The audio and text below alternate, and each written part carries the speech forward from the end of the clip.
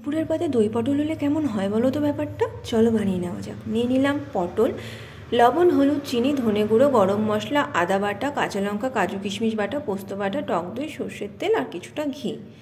কড়াইটা ভালো করে গরম করার পর আমি এর মধ্যে সর্ষের তেল দিয়ে দিচ্ছি। তেলটা কিন্তু ভালো করে গরম হতে হবে।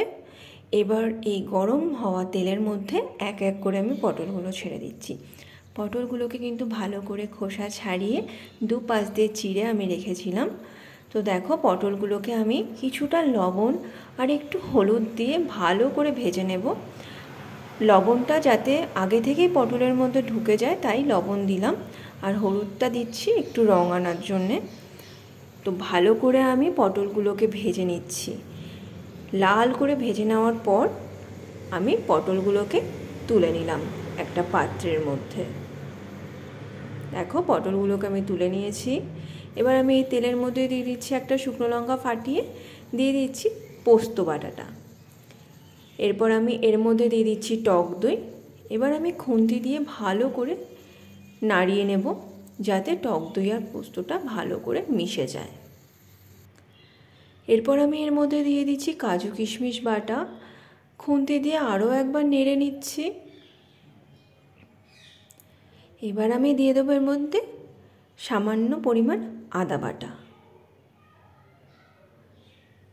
আদা বাটাও আমি দিয়ে দিলাম। এরপর কিছুটা নাড়াচাড়া করে আমি এর মধ্যে এক এক করে দিয়ে দেব হলুদ গুঁড়ো, স্বাদ মতন লবণ আর একটু চিনি। প্রত্যেকটা মশলার পরিমাণই তোমরা তোমাদের স্বাদ মতোই দেবে।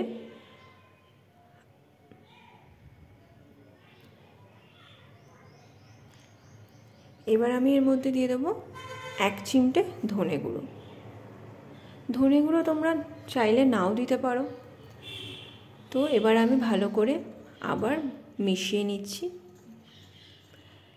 একটুখানি গ্রেভিটা ফুটে আসার পর আমি এর মধ্যে এক এক করে পটলগুলোকে ছেড়ে দিচ্ছি।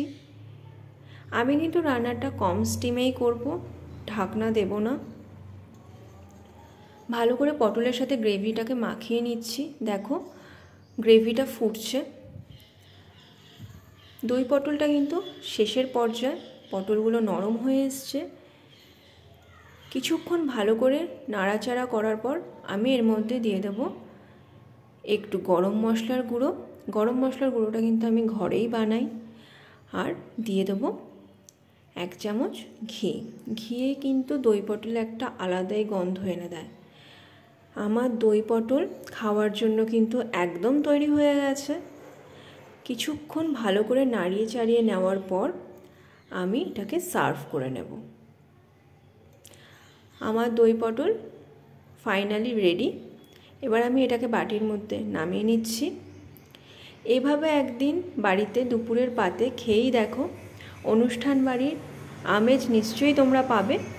আর আমার ভিডিওটা যদি তোমাদের ভালো লেগে থাকে তাহলে একটা লাইক, একটা শেয়ার আর প্লিজ একটু সাবস্ক্রাইব করে দিও।